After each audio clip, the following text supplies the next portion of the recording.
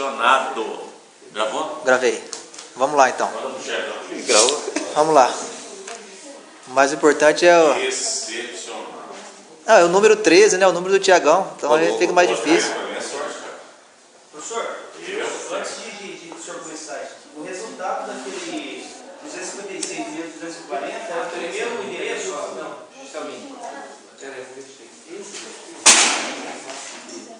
Esse é o incremento do que você vai usar no mesmo endereço. O primeiro endereço aí é o primeiro endereço da classe. É o menor endereço da classe.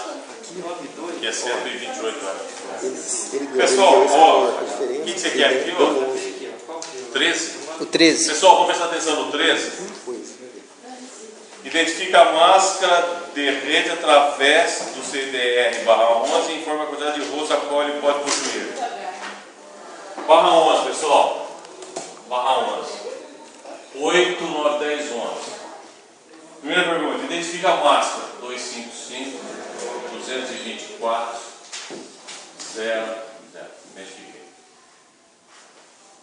Ok? Informa a quantidade de host a qual ela possui. Ah, agora... 2 elevado a 8, 16, 21 menos 2 vai dar o quê? Aqui, ó. Entendeu? Entendeu? Ah, maravilha.